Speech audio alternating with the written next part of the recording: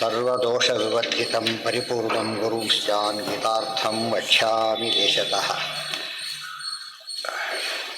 ಸಮಸ್ತಗುಣಸಂಪೂರ್ಣಂ ಸರ್ವದೋಷವಿವರ್ಜಿತಂ ನಾರಾಯಣಂ ನಮಸ್ಕೃತ್ಯ ಗೀತಾ ತಾತ್ಪರ್ಯಮುಚ್ಯತೆ. ಗೀತಾ ತಾತ್ಪರ್ಯ. ಓಂ ಗುಣಗಣನಿಲಯಂ ಪತಿಂ ರಮಾಯಾಃ ಜಗದಘದಹನಂಚ ವಾಸವೀಸೂನುಂ ಮುನಿಕುಲತಿಲಕಂಚ ಪೂರ್ಣಬೋಧಂ ಗುರುಮಪಿ ಪರಮಂ ಗುರುಂಚ ಮೇ ವಂದೇ.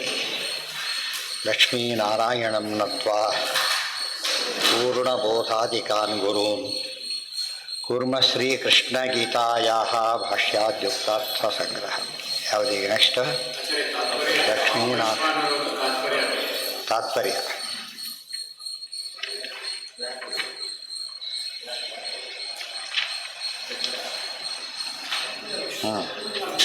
ಅಹಂ ವೈಶ್ವಾನರೋ ಗಾಂ ಭೂಮಿಂ ಅಹಂ ವೈಶ್ವಾನರೋ ಭೂತ್ವಾ ಪ್ರಾಣಿನಾಂ ದೇಹಮಾಶ್ರಿತಃ ಪ್ರಾಣಾಪಾನ ಸಮಾಯುಕ್ತಃ ಪಚಾಮ್ಯನ್ನಂ ಚತುರ್ವಿಧಂ ಸರ್ವಸ್ಯ ಚಾಹಂ ಹೃದಿ ಸನ್ನಿವಿಷ್ಟೋ ಮತ್ತಸ್ಮೃತಿರ್ಜ್ಞಾನಮಪೋಹನಂಚ ವೇದೈಶ್ಚ ಸರ್ವೈರಹಮೇವ ವೇದ್ಯೋ ವೇದಾಂತಕೃದ್ವೇದವಿದೇವ ಚಾಹಂ ಸರ್ವಸ್ಯ ಚ ಅಹಂ ಹೃದಿ ಸನ್ನಿವಿಷ್ಟಃ. ಯಾವುದಕ್ಕೆ ತಾತ್ಪರ್ಯನೇ ಓದ್ತಿರೋದು ಅಲ್ಲೇನು?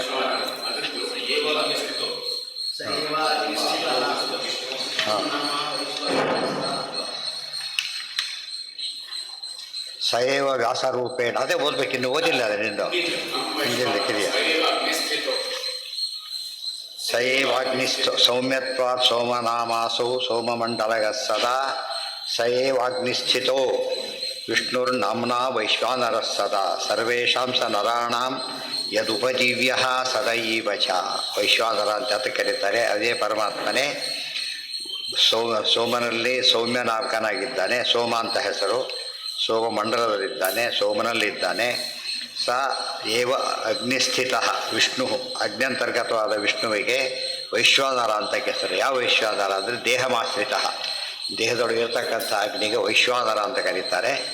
ಯಾತಕ್ಕೆ ವೈಶ್ವಾನರ ಅಂತ ಕರೀತಾರೆ ಅಂದರೆ ಸರ್ವೇಷಾಂ ಸ ನರಾಣಾಂ ಯದ್ ಉಪಜೀವ್ಯ ಸದೈವ ಚ. ಎಲ್ಲ ನರರಿಗೂ ಉಪಜೀವ್ಯನಾಗಿರೋದ್ರಿಂದ, ಎಲ್ಲರ ಹೊಟ್ಟೆಲಿಲ್ಲದೆ ಹೋದರೆ ಬದುಕದೇ ಇಲ್ಲ ಮನುಷ್ಯ. ಅದಕ್ಕೆ ವೈಶ್ವಾನರ ಅಂತ ಕರೀತಾರೆ. ವಿಶ್ವಸಂಬಂಧಿ ವಿಶ್ವನರ ಸಂಬಂಧಿತ್ವಾತ್ ವೈಶ್ವಾನರ. ನೆಕ್ಸ್ಟ್ ಸರ್ವಸ್ಯ ಚಾಹಂ ಹೃದಿ ಸನ್ನಿವಿಷ್ಟೋ ವೇದೈಶ್ಚ ಸರ್ವೈರಹಮೇವ ವೇದ್ಯಃ ವೇದಾಂತಕೃದ್ವೇದವಿದೇವ ಚಾಹಂ ಸರ್ವಸ್ಯ ಚ ಅಹಂ ಹೃದಿ ಸನ್ನಿವಿಷ್ಟಃ. ನಾನು ಸರ್ವರ ಹೃದಯದಲ್ಲೂ ಕೂಡ ನೆಲೆಸಿದ್ದೇನೆ. ಸರ್ವಸ್ಯ ಹೃದಿ ಅಹಂ ಸಮ್ಯಕ್ ನಿವಿಷ್ಟ ಅಥವಾ ಸನ್ನಿವಿಷ್ಟ. ಸದಿತಿ ಪ್ರಾಣ, ಪ್ರಾಣಾಂತರ್ಗತನಾಗಿ ನಾನಿದ್ದೇನೆ. ಪ್ರಾಣ ಸನ್ನಿವಿಷ್ಟ. ಮತ್ತಃ ಸ್ಮೃತಿ ಜ್ಞಾನಂ ಅಪೋಹನಂಚ. ಎಲ್ಲರಿಗೂ ಜನಕ್ಕೆಲ್ಲ ಬರೋ ಸ್ಮೃತಿ, ಜ್ಞಾನ, ಅಪೋಹನ ಎಲ್ಲ ಕೂಡ ಯಾರಿಂದ? ನನ್ನಿಂದನೇ. ವೇದೈಶ್ಚ ಸರ್ವೈರಹಮೇವ ವೇದ್ಯ. ಎಲ್ಲ ವೇದಗಳಿಂದ ವೇದ್ಯನಾದವನು ನಾನೇ. ಅಪೋಹನ ಅಂದರೆ ಊಹನ, ಅಪೋಹನ ಇರು ಮರೆಯೋದು. ಸ್ಮೃತಿ ಅಂದರೆ ಎಚ್ಚರ, ಅಪೋಹನ ಅಂದರೆ ಮರೆವು.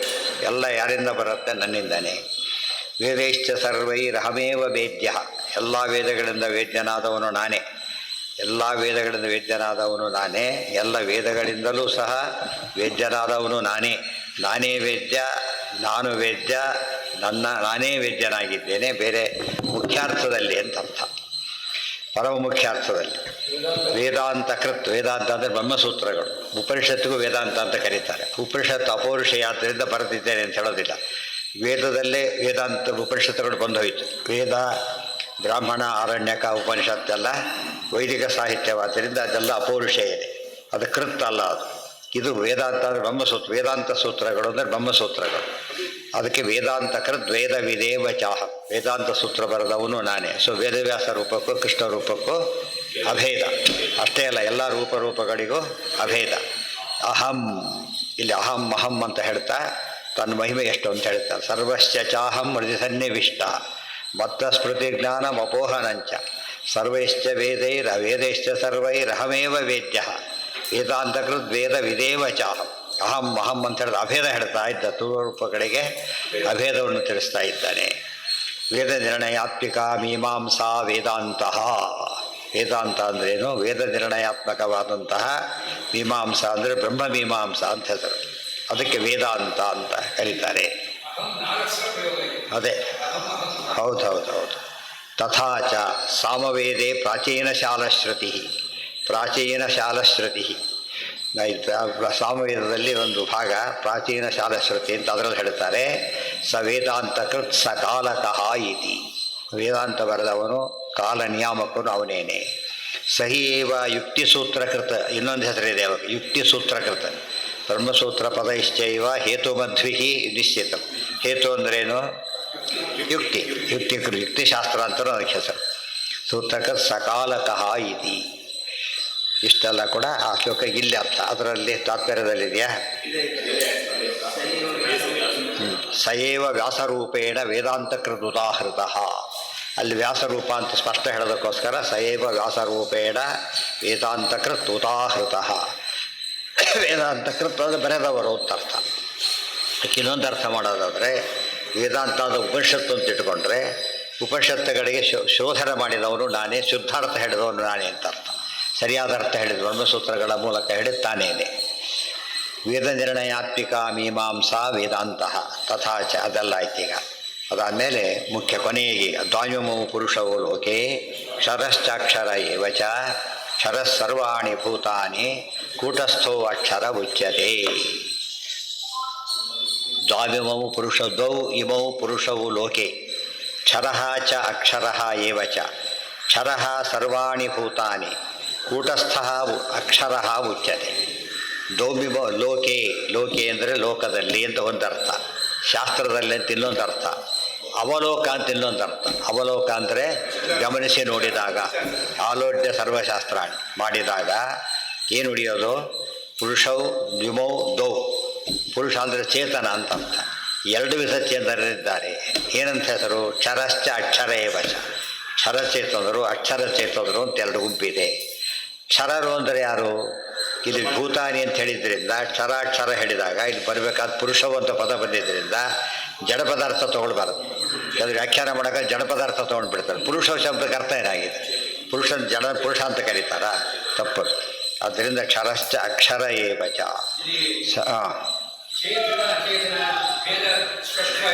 ಅದೇ ಹೇಳ್ತಿರೋದು. ದೌ ಅಂತ ಹೇಳಿದ ಬೇರೆ ಭಿನ್ನವು ಅಂತ ಅರ್ಥ. ಇಲ್ಲಿ ಇಬ್ಬರು ಇದ್ದಾರೆ ಅಂದರೆ ಇಬ್ಬರು ಬೇರೆ ಇದ್ದಾರೆ. ಅವೆಲ್ಲ ಇದೆಲ್ಲ ಸೆಕೆಂಡರಿ, ಇವೆಲ್ಲ ವ್ಯಾವಹಾರಿಕ, ಅತತ್ವಾವೇದಕ ಏನು ಹೇಳೋದಾದರೆ. ಕ್ಷರಃ ಸರ್ವ ಅಂದರೆ ಗೀತೆ ಸುಳ್ಳು ಹೇಳುತ್ತೆ ಅಂತ ಅರ್ಥ. ಲೋಕ ಶಬ್ದಕ್ಕೆ ಪ್ರಕಾಶ ಅಂತ ಹೆಸರು. ಪ್ರಕಾಶ ಅಂದರೆ ಶಾಸ್ತ್ರ, ಬೆಳಕು ಕೊಡೋದು. ಅದಕ್ಕೆ ಲೋಕ ಶಬ್ದಕ್ಕೆ ಲುಕ್. ಇಂಗ್ಲೀಷಲ್ಲಿ ಹಾಗೆ ಬಂದಿರೋದು. ಲುಕ್ ಅಂದರೆ ರೋಡು, ಲುಕ್ ಅಂದರೆ ಜ್ಞಾನ, ಲುಕಿಯರ್ ಅಂದರೆ ತಿಳ್ಕೊ, ಇವೆಲ್ಲ ಅರ್ಥ ಮಾಡಿಕೊಂಡ್ರೆ ಜ್ಞಾನ ಅಂತನೂ ಅರ್ಥ, ಶಾಸ್ತ್ರ ಅಂತನೂ ಅರ್ಥ ಹೇಳ್ತಾರೆ. ಅದನ್ನೆಲ್ಲ ಕ್ಷರಃ ಮತ್ತು ಅಕ್ಷರ ಅಂತ ಎರಡು ಗುಂಪಿದೆ ಚೇತನರಲ್ಲಿ. ಸರ್ವಾಣಿ ಭೂತಾನಿ. ಸರ್ವಾಣಿ ಭೂತ ಬ್ರಹ್ಮದೇವರಿಂದ ಪ್ರಾರಂಭ ಮಾಡಿ ಕ್ಷರಃ ಎಲ್ಲ ಪ್ರಾಣಿಗಳು ಏನವು? ಕ್ಷರ. ಅಂದರೆ ಒಂದು ದೇಹ ಒಂದು ಸರ್ತಿ ಬಿಡಲೇಬೇಕು. ಬ್ರಹ್ಮದೇವರು ಕೂಡ ಒಂದು ಸರ್ತೆ ಹುಟ್ಟು ಒಂದು ಸರ್ತೆ ದೇಹ ಬಿಡೋದು ಅಷ್ಟೇ. ಆದರೆ ವಾಯುದೇವರು ಅನೇಕ ರೂಪಗಳನ್ನು ತಗೋತಾರೆ. ಉಳಿದವರಂತೂ ಬೇಕಾದಷ್ಟು ಹುಟ್ಟು ಬರ್ತಾರೆ. ಸೂರ್ಯಾದಿಗಳು ಕರ್ಣಾದಿಗಳು ಹುಟ್ಟು ಬರಲಿಲ್ಲ ಹಾಗೆ. ಆದ್ದರಿಂದ ಕ್ಷರ. ಏನು?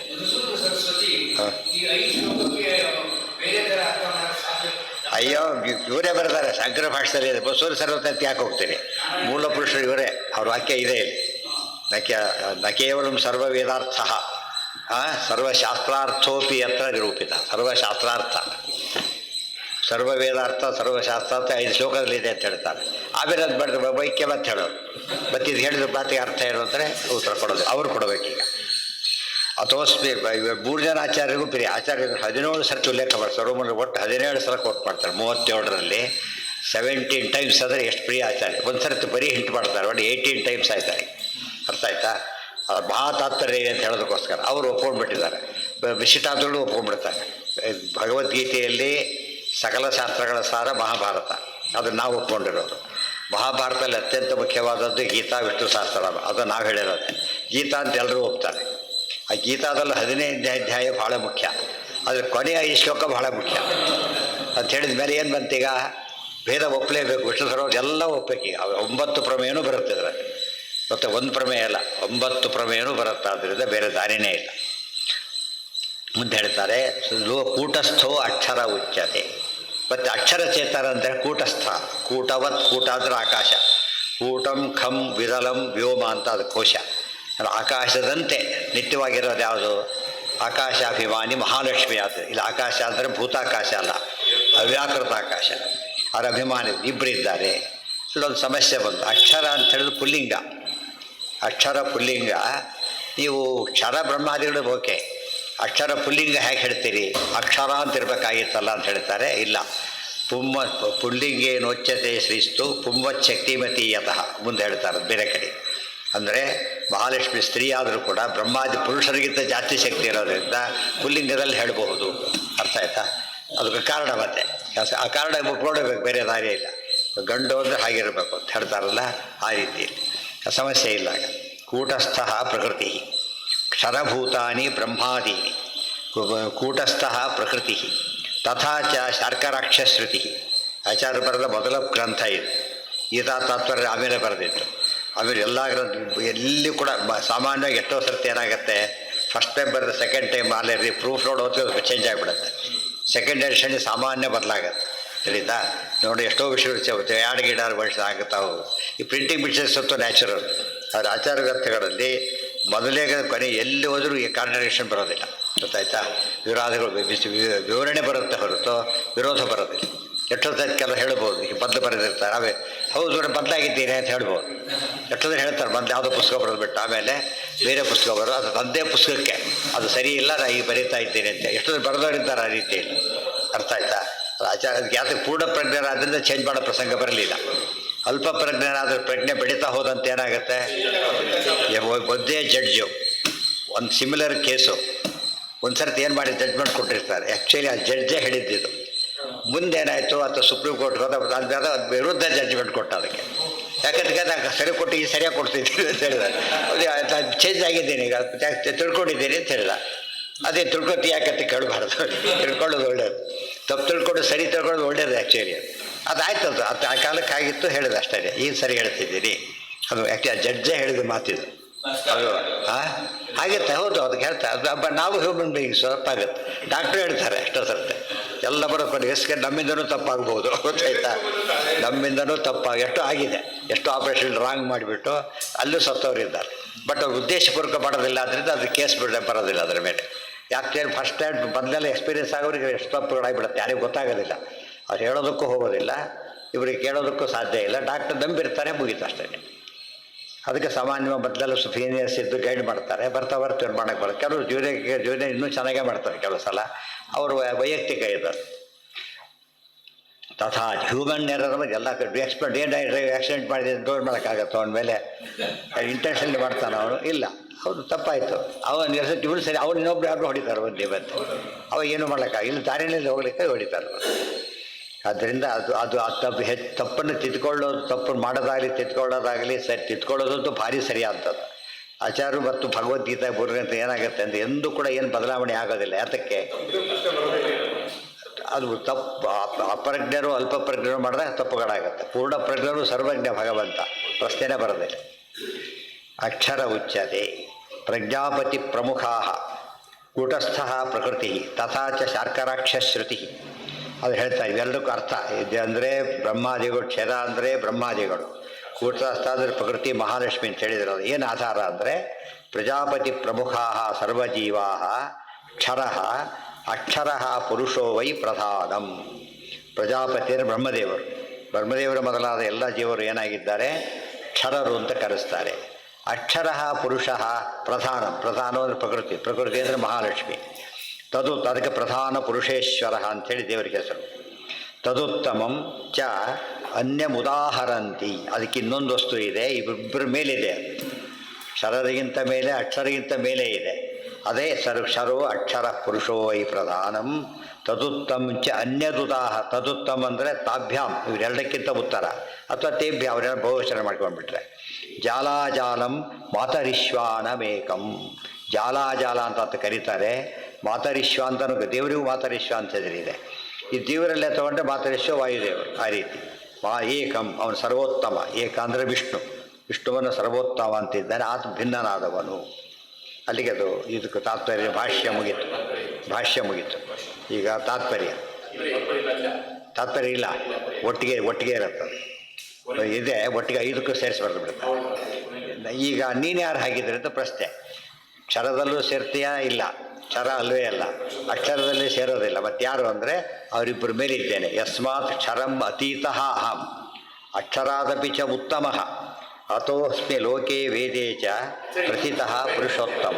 ಉತ್ತಮ ಪುರುಷಸ್ತ್ವನ್ಯಃ ಪರಮಾತ್ಮ ಇತಿ ಉದಾಹೃತಃ ಯೋ ಲೋಕತ್ರಯಮಾವಿಶ್ಯ ವಿಭರ್ತ್ಯವ್ಯಯ ಈಶ್ವರಃ. ಉತ್ತಮ ಪುರುಷಸ್ತು ಅನ್ಯ, ಇನ್ನೊಬ್ಬನಿದ್ದಾನೆ. ಅಕ್ಷರಕ್ಕಿಂತ ಮೇಲಿರೋನೊಬ್ಬನಿದ್ದಾನೆ. ಅಕ್ಷರಕ್ಕಿಂತ ಮೇಲೋ ಕೆಳಗೋ? ಮೇಲೆ. ಸಮನೂ ಅಲ್ಲ, ನಾಶನೇ ಇಲ್ಲ ಅಂದಮೇಲೆ ಯಾವ ಕಾಲಕ್ಕೂ ನಾಶ ಇಲ್ಲ. ಮಹಾಲಕ್ಷ್ಮಿಗೆ ಯಾವ ರೀತಿಯಲ್ಲೂ ಯಾವ ಯೋಚನೆಯಲ್ಲೂ ನಾಶ ಇಲ್ಲ. ಅದರಿಂದಾಗಿಯೇ ಅವರು ಇದ್ದಾರೆ. ಅಕ್ಷರಕ್ಕಿಂತ ತಾನ ಮೇಲೆ, ಕ್ಷರಕ್ಕಿಂತ ಅಕ್ಷರ ಮೇಲೆ, ಎಲ್ಲರ ಮೇಲೆ ನಾನು ಒಬ್ಬನಿದ್ದೇನೆ. ನಾನೇ ಪುರುಷೋತ್ತಮ ಅಂತ ಹೇಳ್ತಾನೆ. ನಾನು ಹೇಗಾಗಿದ್ದೆ? ನಾನು ಏನಂತ ಕರೀತಾರೆ? ಆತನ ಏನಂತ ಹೆಸರು ಗೊತ್ತಾ? ಪರಮಾತ್ಮ ಅಂತ ಕರೀತಾರೆ. ಇವರಿಬ್ಬರ ಮೇಲೆ ಒಬ್ಬನಿದ್ದಾನಲ್ಲ, ಆತ ಏನಂತ ಹೆಸರು? ಪರಮಾತ್ಮ ಅಂತ ಹೆಸರು. ಯಾರಾತ? ಯೋ ಲೋಕತ್ರಯಂ ಅವಿಶ್ಯ ವಿಭರ್ತಿ ಅವ್ಯಯ ಈಶ್ವರ. ಎಲ್ಲ ಲೋಕಗಳು ವ್ಯಾಪಿಸಿಬಿಟ್ಟಿದ್ದಾನೆ. ಲೋಕತ್ರಯ ವ್ಯಾಪಿಸಿಬಿಟ್ಟು ಧರಿಸಿದ್ದಾನೆ. ಬರೀ ವ್ಯಾಪಿಸಿಲ್ಲ, ಧರಿಸಿದ್ದಾನೆ. ಧರಿಸಿ ಡ್ರೈವರ್ ಕೂತಿದ್ದಾನಲ್ಲ, ಮುಂದೆ ನಡೆಸ್ತಾನೂ ಇದ್ದಾನಲ್ಲ. ಅವ್ಯಯ ಈಶ್ವರ. ಮತ್ತು ಅವನೇನಾಗಿದ್ದಾನೆ? ಯಾವ ಕಾಲಕ್ಕೂ ನಾಶ ಹೊಂದೋದೇ ಇಲ್ಲ. ಈಶ್ವರ, ಸರ್ವಸಮರ್ಥ ಅವನು ಯಾರು ಗೊತ್ತಾ? ನಾನೇ ಅಂತ ಈಗ ಹೇಳ್ತಾನೆ. ಮೊದಲು ಅವನು ಅಂತ ಹೇಳ್ಬಿಟ್ಟು ನಾನೇ ಅಂತ ಹೇಳ್ತಾನೆ. ಯಸ್ಮಾಕ್ಷರಮತೀತೋಹಂ ಅಕ್ಷರಾದಪಿ ಚೋತ್ತಮ ಅತೋಸ್ಮಿ ಲೋಕೆ ವೇದೇ ಚ ಪ್ರಥಿತಃ ಪುರುಷೋತ್ತಮ. ಯಸ್ಮಾತ್, ಯಾವ ಕಾರಣದಿಂದ, ಅಹಂ ಕ್ಷರಂ ಅತೀತಃ, ಕ್ಷರಕ್ಕಿಂತ ಭಾರಿ ಮೇಲಿದ್ದೇನೆ. ಅಕ್ಷರಕ್ಕಿಂತ ಉತ್ತಮ. ನೋಡಿ, ಎರಡಕ್ಕಿಂತ ಅತೀತನಾದರೂ ಡಿಫ್ರೆನ್ಸ್ ತೋರಿಸ್ತಾನೆ. ನಾನು ಅಣುಗಳಿಗೆ ದೇವರೆಲ್ಲ ಅಣುರಾದ್ರಿಂದ ಅತೀತ, ಭಾರಿ ಮೇಲೆ ಇದ್ದಾನೆ. ಈ ಕ್ಷರ ಸರ್ವತ್ರ ವ್ಯಾಪ್ತ, ಅತೀತ ಅಂತ ಹೇಳೋದಿಲ್ಲ, ಉತ್ತಮ ಅಂತ ಹೇಳ್ತಾನೆ. ಅದಕ್ಕೆ ಆಚಾರ್ಯ ಏನು ಮಾಡಿದ್ದಾರೆ ತತ್ವನಿರ್ಣಯದೊಳಗೆ? ಸಮತೀತ ಕ್ಷರಾಕ್ಷರ. ಅತೀತ ಪದ ಇಲ್ಲಿದೆ ಉಪಯೋಗಿಸ್ತಾರೆ. ಅತೀತ ಅಂತ ಪದ ಇದೆ. ಮಹಾಲಕ್ಷ್ಮಿ ಸರ್ವತ್ರ ವ್ಯಾಪ್ತರು, ನಾರಾಯಣ ಸರ್ವತ್ರ ವ್ಯಾಪ್ತ. ಅತೀತ ಆಗಲಿಲ್ಲ. ಈಗ ಯಾವ ಅತೀತ ಆಗಲಿಲ್ಲ? ದೇಶಾತೀತ, ಕಾಲಾತೀತ ಪ್ರಶ್ನೆ ಎರಡೂ ಬರಲಿಲ್ಲ. ಆದರೆ ಗುಣತಃ ಇದ್ದಾರೆ. ಅದಕ್ಕೋಸ್ಕರ ಉತ್ತಮ ಅಂತ ಕರೆದು. ಇವರು ತಗೊಂಡಾಗ ಅತೀತ ಅಂತ ಅತೀತ ಉತ್ತಮ ಅಂತ ಮತ್ತೆ ಹೇಳಬೇಕಾಗಿಲ್ಲ. ಅಭವ್ ಅಂತಷ್ಟು ಏನರ್ಥ? ಅಭವ್ ಅಂತಷ್ಟು ಉತ್ತಮ ಅಂತ ಅರ್ಥ. ಇಬ್ಬರು ಈಕ್ವಲ್ ಆದಾಗ ನಾನು ಉತ್ತಮ ಅಲ್ಲಿ ಅರ್ಥ. ಅಂದರೆ ಪದಗಳಲ್ಲೂ ಕೂಡ ಎಷ್ಟು ಕ್ಲಾರಿಟಿ ಇರುತ್ತೆ, ಅದು ಗಮನಿಸ್ಬೇಕಾದ್ರೆ. ಬರೀ ಇಬ್ಬರು ಸೇರಿ ಉತ್ತಮ ಅಂತ ಹೇಳಿಬಿಟ್ಟಿದ್ರೆ ಅಕ್ಷರದ ವ್ಯಾಪ್ತಿ ಒಂದೇ ಅಂತ ಒಂದು ಬರ್ತಿತ್ತು. ಮಹಾಲಕ್ಷ್ಮಿ ವೈಶಿಷ್ಟ್ಯ ಗೊತ್ತಾಗ್ತಿರ್ಲಿಲ್ಲ. ವೈಶಿಷ್ಟ್ಯ ಗೊತ್ತಾಗಬೇಕು, ಅದಕ್ಕೋಸ್ಕರ ಹೇಳ್ತಾರೆ. ಕ್ಷರಗಳು ಅನಂತ, ಅಕ್ಷರ ಒಂದೇ. ಪುರುಷೋತ್ತಮ ಒಬ್ಬನೇ, ಗೊತ್ತಾಯ್ತಾ? ಸೊ ಪುರುಷೋತ್ತಮ ಒಬ್ಬನೇ, ಅಕ್ಷರಗಳು ಒಬ್ಬಳೇನೆ. ಉಳಿದು ಅನಂತ ಇದೆ. ಅರ್ಥ ಆಯ್ತಾ? ಅದನ್ನು ಅಷ್ಟು ತೆಗೆದು ಬಿಡ್ತಾರೆ. ಈಗ ಉಳಿದೆಲ್ಲ ಸುಳ್ಳು ಅಂದ್ಬಿಟ್ರೆ ಎಷ್ಟು ಸುಳ್ಳು ಹಿಡ್ದಾಗಾಯ್ತು ಅವರಿಗೆ? ಎಷ್ಟು ಸುಳ್ಳು ಅಂತ ಅಲ್ಲ ಹಿಡ್ದಾಗಾಯ್ತು? ಅನಂತ ವಸ್ತುಗಳು ಸುಳ್ಳು ಹಿಡ್ದಾಗತ್ತಾಯ್ತು. ಸುಳ್ಳುಗಳು ಅಂದರೆ ಒಂದೆರಡು ಸುಳ್ಳು ಹೇಳಿದ್ರೇ ಉಪಯೋಗಕ್ಕಾಗೋದಿಲ್ಲ. ಅಷ್ಟು ಸುಳ್ಳು ಅಂತ ಹೇಳಿದರೆ ಹೇಳೋ ನೀವಾದರೂ ಸತ್ಯನಾ? ನಿಮ್ಮ ಮಾತು ಸತ್ಯನಾ? ನೀವು ಕೇಳೋರು ನಮಗೆ ಹೇಳ್ತೀರಾ? ಯಾರಿಗೆ ಹೇಳ್ತಿದ್ದೀರಿ? ಗೋಡೆಗೆ ಹೇಳ್ತೀರಾ? ಅದಕ್ಕೆಲ್ಲ ಉತ್ತರ ಸಿಗೋದಿಲ್ಲ. ಅದಕ್ಕೆಲ್ಲ ಬೇರೆ ಕಾರಣ ಕೊಡ್ತಾರೆ. ಸಾಮಾನ್ಯರು ಒಪ್ಕೊಂಡ್ಬಿಡ್ತಾರೋ ಅದೆಲ್ಲ. ಬಟ್ ಹೈಯೆಸ್ಟ್ ಲೆವೆಲಲ್ಲಿ ಅಷ್ಟು ಅವಾಯ್ಡ್ ಮಾಡೋಕ್ಕಾಗಲ್ಲ. ಹೌದು, ಕ್ಷರಾಕ್ಷರ ಪುರುಷೋತ್ತಮ ಯೋಗೋ ನಾಮ ಪಂಚದಶೋಧ್ಯಾಯ. ಪ್ರತಿಯೊಂದು ಅಧ್ಯಾಯದ ಕೊನೆಗೆ ಯೋಗ ಅಂತ ಪದ ಸೇರಿಸಿದ್ದಾರೆ. ಗೊತ್ತಾಯ್ತಾ? ಯೋಗ ಸೇರಿಸ್ಬೇಕು. ಬರೀ ಪುರುಷೋತ್ತಮ ಯೋಗ, ಗೊತ್ತಾಯ್ತಾ? ಪುರುಷೋತ್ತಮ ಅಧ್ಯಾಯ, ಪುರುಷೋತ್ತಮ ಯೋಗ. ಬರೀ ಪುರುಷೋತ್ತಮ ಯಾರು anybody man of the match ಇದ್ದಾಗ ಆಗಿಬಿಡ್ತಾನೆ. ಆ ಥರ ಅಲ್ಲ. ಕ್ಷರಾಕ್ಷರ ಪುರುಷೋತ್ತಮ ಆ ಫುಲ್ ನೇಮ್ ಅದು. ಕ್ಷರಾಕ್ಷರ ಪುರುಷೋತ್ತಮ ಫುಲ್. ಅದು ಏನ ಇನ್ನೂ ಇದೆ, ಮುಂದೆ ಹೋಗುತ್ತೆ, ಒಟ್ಟಿಗೆ ಸೇರಿಸಿ ಬರುತ್ತೆ ನೋಡಿ. ಅಥವಾ ಕ್ಷರಾಕ್ಷರ ಪುರಾಣ ಪುರುಷೋತ್ತಮವನ್ನು ಅದನ್ನು ಹೇಳ್ತಾರೆ. ಪುರಾಣ ಪುರುಷ ಅಂತ ಹೇಳಿದ್ರೆ ಪರಮಾತ್ಮ ಯಾರು? ಪುರಾಣ ಪುರುಷ. ಅವರು ಕ್ಷರ ಪುರುಷರು, ಅಕ್ಷರ ಪುರಾಣ ಪುರುಷ. ಆ ರೀತಿಯಲ್ಲಿ ಅಷ್ಟೇ. ಪುರಾಣದಲ್ಲಿ ಬಂದಿರೋ ಪುರುಷ ಅಂತ ಅರ್ಥ ಅಲ್ಲ. ಎಲ್ಲರ ಮೇಲಿರ್ತಕ್ಕಂಥ ಅರ್ಥದಲ್ಲೇ ಹೇಳ್ತಾರೆ. ಪುರಾಪಿ ಅಣತಿ ಇದೆ. ಅಥೋಸ್ಮಿ ಲೋಕೆ ವೇದೇ ಚ ಪ್ರಥಿತಃ, ಅದಕ್ಕೆ ಲೋಕದಲ್ಲಿ ವೇದದಲ್ಲಿ ನಾನು ಪುರುಷೋತ್ತಮ ಅಂತ ಪ್ರಥಿತನಾಗಿದ್ದೇನೆ. ಪ್ರಥಿತ ಅಂದ್ರೇನು? ಪ್ರಸಿದ್ಧನಾಗಿದ್ದೇನೆ. ಈ ಫೀಲ್ಡಲ್ಲಿ ಯಾರು ಈ ಫೀಲ್ಡ್ಗೆ ಗೊತ್ತಿಲ್ಲ ಅವರಿಗೆ ಅರ್ಥ ಆಗೋದಿಲ್ಲ. ಚೀಫ್ ಗಿಫ್ ಕೆಲವೆಲ್ಲ ಸರ್ಜನ್ ಅಂದರೆ ಮೆಡಿಕಲ್ದಾಗ ಅರ್ಥನೇ ಆಗಲಿಲ್ಲ. ಸಜ್ಜನಣ ಅಂತ ಕೇಳೋದು. ಅವ್ರಿಗೆ ಬೇರೆ ಪದ ಕೇಳಿಲ್ಲ ಅವರು. ಅದಕ್ಕೆ ಶಾಸ್ತ್ರ ಪ್ರಪಂಚದಲ್ಲಿ ಬಂದವರಿಗೆ ಪುರುಷೋತ್ತಮ ಶಬ್ದಕ್ಕೆ ಅರ್ಥ ಇದು ಅಂತ ಹೇಳಬೇಕು. ಸಂಧಾನ ಮಾಡೋಕ್ಕೆ ಬರುತ್ತಾಗ, ಯಾಕೆ ಪುರುಷೋತ್ತಮ ಏನೋ ಬರುತ್ತಲ್ಲ, ಎಲ್ಲ 24 ಅರ್ಥ ಆಗದೆ ಹೋದರೆ ಬರೀ ಅಂತಿರೋದು ಅಷ್ಟೇ ಹೊರತು ಅರ್ಥ ಮಾಡ್ಕೋಬೇಕಲ್ಲ, ಬೇಕಾಷ್ಟಿರ್ತಗುತ್ತೆ. ಅಥೋಸ್ಮಿ ಲೋಕೆ ವೇದೇ ಚ ಪ್ರಥಿತಃ ಪುರುಷೋತ್ತಮ, ಅದಕ್ಕೆ ಲೋಕ ಮತ್ತು ವೇದದಲ್ಲಿ ನಾನೇನಾಗಿದ್ದೇನೆ? ಪುರುಷೋತ್ತಮ ಅಂತ ಪ್ರಸಿದ್ಧನಾಗಿದ್ದೇನೆ.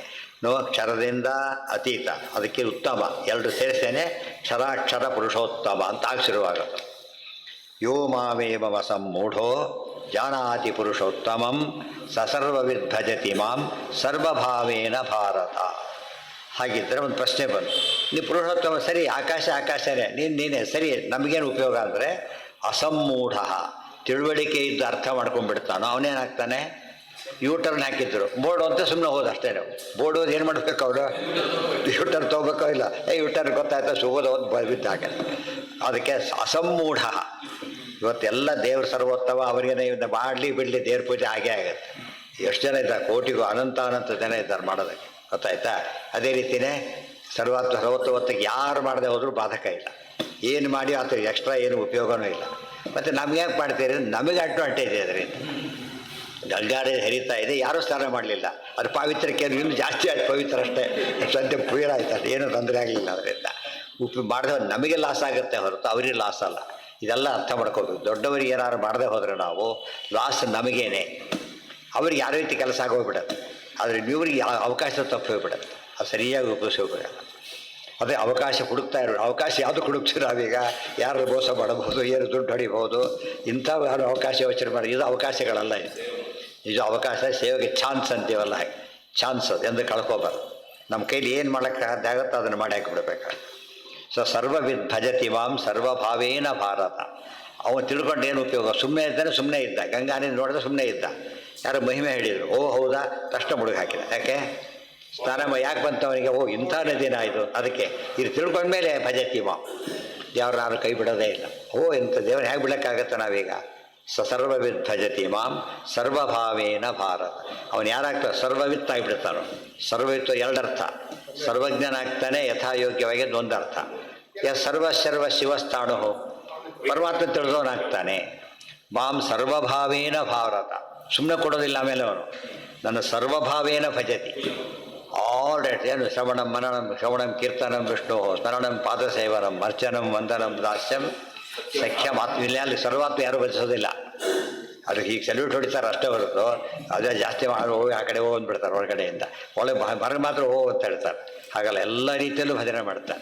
ಮತ್ತು ಸರ್ವ ದೇಶೇಶು ಕಾಲೇಶು ಭಜತೆ, ಯಾವ ಸ್ಥಳಕ್ಕೆ ಹೋರೋ ದೇವ್ರ ಪೂಜೆ ಬಿಡೋದಿಲ್ಲ, ದೇವ್ರ ಚಿಂತನೆ ಬಿಡೋದಿಲ್ಲ, ಮತ್ತು ಯಾವ ಕಾಲದಲ್ಲೂ ಬಿಡೋದಿಲ್ಲ. ಭಗವಂತ ಸರ್ವೋತ್ವ ಅಂತ ಇದಂಥ ರೋಗ ರುಜನ ಏನೇ ಬಂದಿರಲಿ ದೇವರನ್ನು ಬಿಡೋದಿಲ್ಲ. ಅದು ಸರ್ವಭಾವೇನ ಶಬ್ದಕ್ಕೆ ವ್ಯಾಪ್ತವಾದ ಅರ್ಥ ಮಾಡಬೇಕು.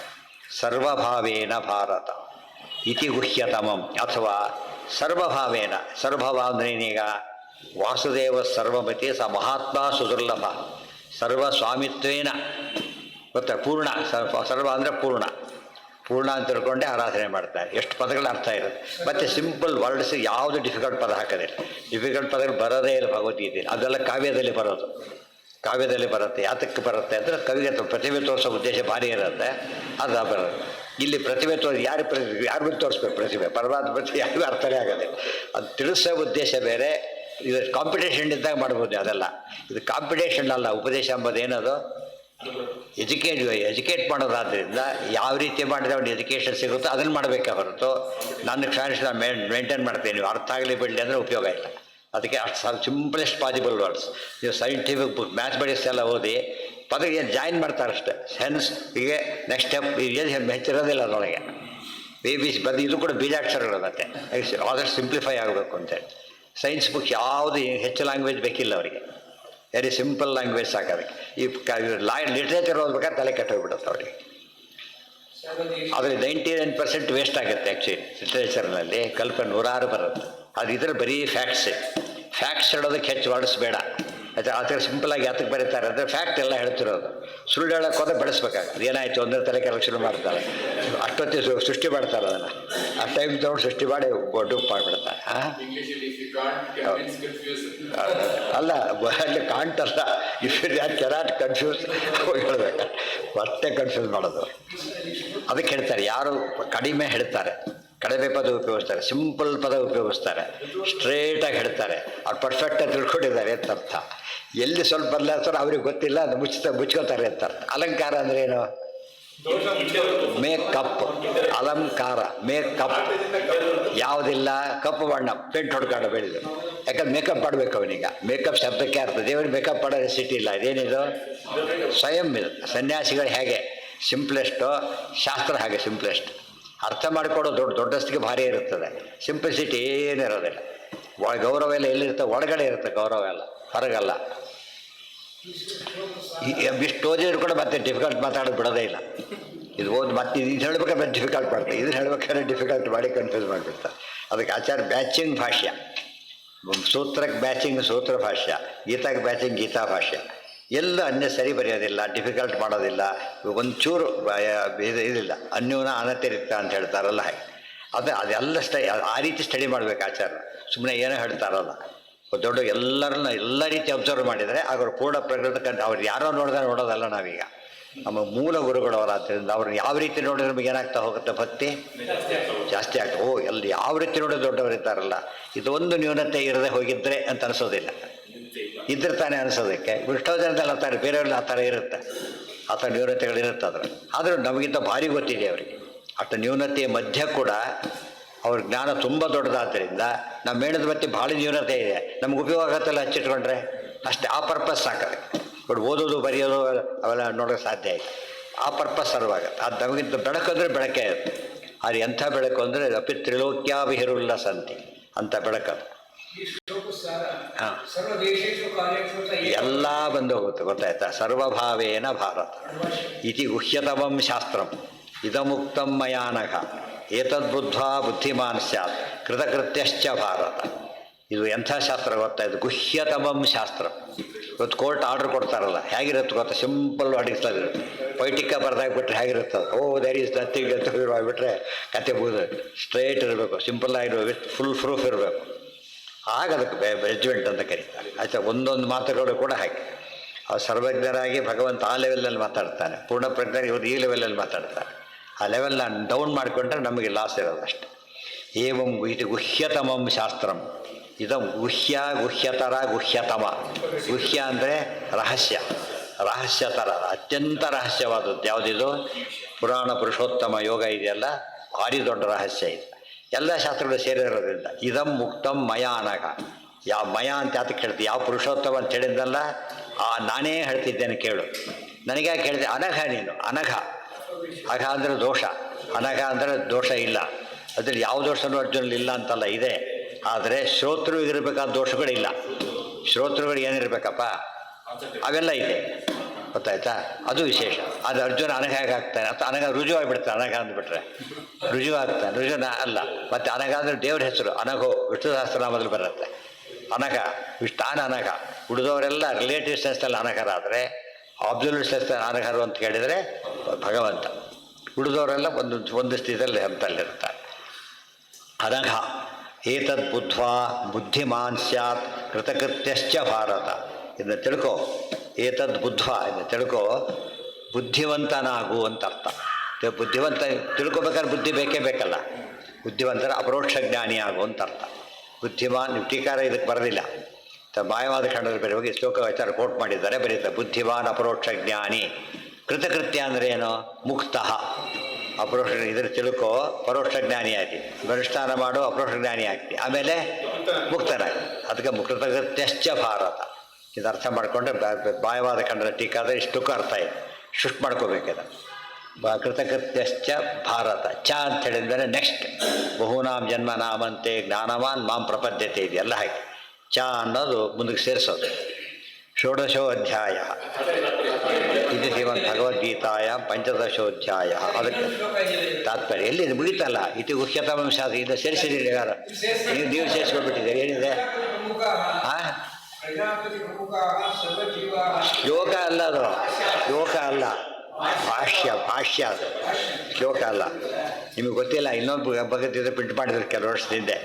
ಏನಂತ ಒರಿಜಿನಲ್ ಭಗವದ್ಗೀತೆ ಅಂತ ಪ್ರಿಂಟ್ ಮಾಡಿಸಿದ್ರು, ಪೂರ್ತಿ ಡೂಪ್ಲಿಕೇಟ್ ಅದು. ಏನು ಮಾಡಿದ್ರು ಅಂದರೆ ಕಾಶ್ಮೀರಿ ಎಡಿಷನಲ್ಲಿ ಸಿಗುತ್ತೆ ಅಂಥೇಳಿ ಪ್ರಿಂಟ್ ಮಾಡಿಸ್ಬಿಟ್ಟು ಅದ್ರ ಎಷ್ಟೋ ಶ್ಲೋಕಗಳು ಜಾಸ್ತಿ ಅದರಲ್ಲಿ, ಗೊತ್ತಾಯ್ತಾ. ಶಿವ ಸರ್ವೋತ್ತಮ ಅವನ್ನ ಸೇರಿಸ್ಬಿಟ್ಟಿದ್ದಾರೆ ಮಧ್ಯ ಮಧ್ಯ, ಗೊತ್ತಾಯ್ತು. ಇದು ಒರಿಜಿನಲ್ ಅಂತ ಹೇಳ್ಬಿಟ್ಟು ಪುಣ್ಯಕ್ಕೆ ಜನ ಗಲಾಟೆ ಮಾಡ್ತಿದ್ರು. ಆದರೆ ಶಂಕರ ಭಾಷೆ, ರಾಮಾನುಜ ಭಾಷೆ ಒಂದು ಎಲ್ಲರೂ ವಿದ್ಯೆ ಹಿಡಿದಿರೋದಾದ್ರಿಂದ ಮತ್ತೆ ಮಾತಾಡೋಂಗಿಲ್ಲ, ಯಾರೂ ಒಪ್ಪಲಿಲ್ಲ ಅದನ್ನು. ಅಕಸ್ಮಾತ್ ಆಚಾರ ಒಬ್ಬರೇ ಭಾಷೆ ಬರೆದು ಬಿಟ್ಟಿದ್ರೆ ಅವ್ರು ನೋಡಿದರೆ ತಮ್ಮ ಅಡ್ಡ ಎಲ್ಲ ಒರಿಜಿನಲ್ ಇದೆ ಅಂತೇಳಿ ಗಲಾಟೆ ಬರ್ತಿದ್ರು. ಯಾರ್ಯಾರು ಎಷ್ಟು ಜನ ಗೀತಾ ಭಾಷ್ಯ ಇತ್ಯಾದಿ ಬರೆದಿದ್ದಾರೆ ಹಿಂದಿನವರು, ಅವ್ರು ಯಾರು ಕೂಡ ಅಡಾಪ್ಟ್ ಮಾಡಿಲ್ಲ ಅದು ಸುಳ್ಳು. ಅದು ಹೇಗೆ ಸೃಷ್ಟಿ ಮಾಡ್ತಾರೆ ಅನ್ನೋದಕ್ಕೆ ಸಾಕ್ಷಿ ಅದು. ಯಾವುದೋ ಮ್ಯಾನ್ಸ್ಕ್ರಿಪ್ಟ್ ಸಿಗ್ತದೆ, ಪ್ರಿಂಟಾಗಿ ಸಿಗುತ್ತೆ ಇವತ್ತು ಕೂಡ. ಅದು ಹೋದರೆ ಕಾಶ್ಮೀರೇಷನ್ ಆಫ್ ಭಗವದ್ಗೀತಾ ಅಂತ ಹೇಳಿದ್ರೆ ಸಿಗ್ತದೆ. ಅವಾಗ ಕಾಶ್ಮೀರ ನೀವೇ ಓದ್ಕೊಡಿ ಅಂತ ಹೇಳಬೇಕೆ ಹೊರತು ನಮ್ಮ ಮನುಷ್ಯ ನಿಮ್ಮ ಮನುಷ್ಯ ನಿಮ್ಮಲ್ಲೇ ಇರಲಿ ಅಂತ ಹೇಳ್ತಾರಲ್ಲ ಹಾಗೆ. ಬುದ್ಧಿಮಾನ್ ಸ್ಯಾತ್ ಕೃತಕೃತ್ಯಶ್ಚ ಭಾರತ, ಗೀತಾ ತಾತ್ಪರ್ಯ ಏನಿದೆ ಈಗ. ಹಾಂ, ಅದಿಷ್ಟು ಕೂಡ ಆಚಾರ್ಯ ಅರ್ಥ ತುಂಬ ಕಡೆ ಹೇಳ್ತಾರೆ. ವಿಷ್ಣುತ್ತರಣೀಯದಲ್ಲಿ ಎರಡನೇ ಪರಿಚಯದ ಪೂರ್ತಿ ಏನದು ಸಮತೀತ ಕ್ಷರಾಕ್ಷರಣೆ ಬೇಕಾಷ್ಟು ಎಕ್ಸ್ಪ್ಲೇನ್ ಮಾಡ್ತಾರೆ. ಅದು ಒಂದು ದೃಷ್ಟಿಯಿಂದ ಅದಿಷ್ಟು ಗೀತಾ ಭಾಷೆ, ಗೀತಾ ತಾತ್ಪರ್ಯ ಆ ಭಾಗ ತತ್ವಜ್ಞಾನದೆಲ್ಲ ಸೇರಿಸಿಬಿಡ್ಬೇಕು ಇಲ್ಲಿ. ಆಚಾರ್ಯರು ಆಮೇಲೆ ಬರೆದಿದ್ದಾರೆ ಪ್ರಕರಣ, ಮೊದಲೇ ಬರೆದಿದ್ದು ತಾತ್ಪರ್ಯ ಆಮೇಲೆ ಬರೆದಿದ್ದು. ಕೊಟೇಶನ್ಸ್ ಎಲ್ಲ ಬೇರೆ ಬೇರೆ ಸೇಮ್ ಡಿಫ್ರೆಂಟ್ ಕೊಟೇಶನ್ಸ್ ಕೊಡ್ತಾ ಹೋಗ್ತಾರೆ. ಇಲ್ಲಿ ನೋಡಿ, ಬ್ರಹ್ಮರುದ್ರಾದಯ ಸರ್ವೇ ಶರೀರ ಕ್ಷರಣಾತ್ ಕ್ಷರಾಹ. ಬ್ರಹ್ಮರುದ್ರಾದಿ ಅದೆಲ್ಲ ಕ್ಲಾರಿಟಿ ಬಂತು, ಫುಲ್ ಕ್ಲಾರಿಟಿ ಇದೆ ಈಗ. ಕ್ಷರಾಹ ಶ್ರೀರಕ್ಷರಾತ್ಮ ಇತಿ ಉದಿತ. ಅಕ್ಷರ ಸ್ವರೂಪಗಳು ಅಂದರೆ ಶ್ರೀ ಮಹಾಲಕ್ಷ್ಮಿ. ನಿತ್ಯ ಚಿದ್ದೇಹಕಾಯತಃ, ಯಾತಕ್ಕೆ ಕರೀತಾರೆ ನಿತ್ಯ ಚಿದ್ದೇಹ, ನಿತ್ಯ ಜ್ಞಾನಾನಂದಮಯ ದೇಹ. ದೇವರು ಹೇಗೋ ಅವರು ಹಾಗೆ. ರುಕ್ಮಿಣಿ ಸತ್ಯವತಿ ಎಲ್ಲ ರೂಪಗಳು ಕೂಡ ಏನವೋ ಅಪ್ರಾಕೃತ, ನೋಡೋದಕ್ಕೆ ಕಾಣುತ್ತೆ ಹೊರತು ಆಗಿಲ್ವೇ ಇಲ್ಲ. ಯೋನ್ ಭೂತ ಮುಂದೆ ಹೇಳ್ತಾರೆ, ಚೇತನಾಚೇತನಶ್ಚಾಸ್ಯ ರಾಶೇಹೇ ಸಂಸ್ಥಾಪಕತ್ವತಃ ಕೂಟಸ್ಥ ಆತ್ಮ ಸಾಜ್ಞೇಯ. ಇದೀ ಚೇತನಾತೆ ಶ್ರೀರತ್ಕಟಾಕ್ಷ ಬಲವತಿ ಅಜಿತಂ ನಮಯಮೇ. ಆದ್ದರಿಂದ ಅವ್ರಿಗೇನಂತ ಹೆಸರು ಕೂಟಸ್ಥಾತ್ಮ ಅಂತ ಕರೀತಾರೆ. ಜ್ಞೇಯ ಪರಮಾತ್ಮ ಹರಿಹಿ ಸ್ವಯಂ. ಮುಂದೆ ಯಾರಿದ್ದಾರೆ? ಸ್ವಯಂ ಹರಿ ಇದ್ದಾನಲ್ಲ ಆತ ಯಾರು? ಪುರುಷೋತ್ತಮ. ಮುಂದೆ ವಾಕ್ಯ ಇದೆ, ಕ್ಷರಾಕ್ಷರಾತ್ಮನೋ ಯಸ್ಮಾತ್ ಉತ್ತಮ ಸ ಸದಾ ಅನಯೋ ಪುರುಷೋತ್ತಮ ನಾಮ್ನಾತಃ ಪ್ರಸಿದ್ಧೋ ಲೋಕವೇದಯೋ.